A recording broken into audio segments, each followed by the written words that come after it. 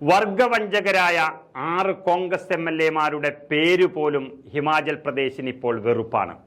Seat നൽകി വിജയിപ്പിച്ച പാർട്ടിയെയും വോട്ടു നൽകി വിജയിപ്പിച്ച ജനങ്ങളെയും മറന്ന് ബിജെപിയുടെ പണത്തിനും പദവിക്കും മുന്നിൽ കൈകൂപ്പി നിന്ന തെമ്മാടികൾക്കുള്ള മറുപടി നൽകാൻ കാത്തിരിക്കുകയാണ് ഒരു സംസ്ഥാനം. ഹിമാചൽ പ്രദേശിൽ ലോക്സഭാ തെരഞ്ഞെടുപ്പ് ദിവസം തന്നെ 6 മണ്ഡലങ്ങളിലേക്ക് നിയമസഭാ തെരഞ്ഞെടുപ്പും നടക്കുകയാണ്. അതിനിടയിൽ നിന്നും ഏറ്റവും നല്ലൊരു വാർത്ത പുറത്തു വന്നിരിക്കുന്നു. ഹിമാചൽ പ്രദേശിലെ നിയമസഭാ ഉപതെരഞ്ഞെടുപ്പിൽ 1 ധർമ്മശാല മണ്ഡലത്തിൽ BJP വിമതൻ മത്സരിക്കുകയാണ്. രാകേഷ് കുമാർ ചൗധരി അവിടെ സ്ഥാനാർത്ഥിയായതോടെ BJPയും കോൺഗ്രസും തമ്മിലുള്ള നേർക്കുനേർ പോരാട്ടം ഇപ്പോൾ ത്രികോണ മത്സരമായി മാറിക്കഴിഞ്ഞു.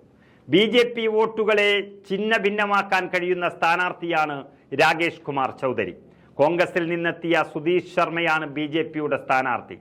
ശർമ്മയുൾപ്പെടെ 6 കോൺഗ്രസ് എംഎൽഎമാർക്ക് അയോഗ്യത കൽപ്പിച്ചതിനെ തുടർന്ന് ഒഴിവ് വന്ന മണ്ഡലങ്ങളിലേക്കാണ് ഉപതെരഞ്ഞെടുപ്പ് വേണ്ടി വന്നത്. അവർ ഇപ്പോൾ അയോഗ്യരല്ലെങ്കിലും അവരിപ്പോൾ BJPയുടെ സ്ഥാനാർത്ഥികളാണ്.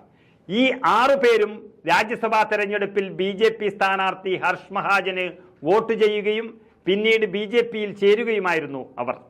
ഹിമാചൽ പ്രദേശിൽ 4 ലോക്സഭാ മണ്ഡലങ്ങളിലെ വോട്ടെടുപ്പും 6 നിയമസഭാ മണ്ഡലങ്ങളിലെ ഉപതെരഞ്ഞെടുപ്പും ജൂൺ 1-ാം തീയതി നടക്കുകയാണ്. രാജ്യസഭാ തെരഞ്ഞെടുപ്പിൽ കൂറുമാറി BJP സ്ഥാനാർത്ഥിക്ക് വോട്ട് ചെയ്ത 6 കോൺഗ്രസ് എംഎൽഎമാരെ ഹിമാചൽ സ്പീക്കർ അയോഗ്യരാക്കി. ബജറ്റ് സമ്മേളനത്തിൽ വിപ്പ് ലംഘിച്ചു എന്ന് ചൂണ്ടിക്കാട്ടിയായിരുന്നു ആ നടപടി. രജീന്ദർ റാണ, സുധീഷ് ശർമ്മ, ഇന്ദർദത്ത് ലഖൻപാൽ, ദേവീന്ദർ കുമാർ ബൂട്ടോ, രവി ഠാക്കൂർ, ചൈതന്യ ശർമ്മ എന്നീ എംഎൽഎമാരെയാണ് ഹിമാചൽ പ്രദേശിന്റെ നിയമസഭാ സ്പീക്കർ കുൽദീപ് സിംഗ് പഥാനിയ അയോഗ്യരാക്കിയത്. പിന്നീട് അവർ BJPയിലേക്ക് എത്തുകയായിരുന്നു. അവർ ഇപ്പോൾ BJPയുടെ സ്ഥാനാർത്ഥികളാണ്. കോൺഗ്രസ് എംഎൽഎയും പാർലമെന്റ് കാര്യമന്ത്രിയുമായ ഹർഷവർദ്ധൻ ചൗഹാനാണ് കൂറുമാറ്റ നിരോധന നിയമപ്രകാരം 6 എംഎൽഎമാരെ അയോഗ്യരാക്കണമെന്ന് ആവശ്യപ്പെട്ട് നടപടി ഹർജി നൽകിയത്. ഹിമാചൽ പ്രദേശ് മുഖ്യമന്ത്രി സുഖ്വീന്ദർ സിംഗ് സുഖു മന്ത്രിസഭയ്ക്ക് ഏറ്റവും വലിയ പ്രതിസന്ധി സൃഷ്ടിക്കാൻ ഇവർക്ക് കഴിഞ്ഞുവെങ്കിലും എല്ലാ പ്രതിസന്ധികളും തരണം ചെയ്ത് ജനാധിപത്യത്തിന്റെ കാവൽക്കാരായി കോൺഗ്രസ് വീണ്ടും തിരിച്ചു വരികയാണ് ഹിമാചൽ പ്രദേശിൽ. ലോക്സഭാ തെരഞ്ഞെടുപ്പിൽ 2019 ആകെയുള്ള 4 സീറ്റുകളും BJPയാണ് നേടിയത്. എന്നാൽ അതിനുശേഷം നടന്ന ഒരു ഉപതെരഞ്ഞെടുപ്പിൽ മണ്ഡി ലോക്സഭാ സീറ്റ് കോൺഗ്രസ് പിടിച്ചെടുത്തിരുന്നു. അതിനുശേഷം സംസ്ഥാനവും കോൺഗ്രസ് BJPയുടെ കയ്യിൽ നിന്നും പിടിച്ചെടുത്തു.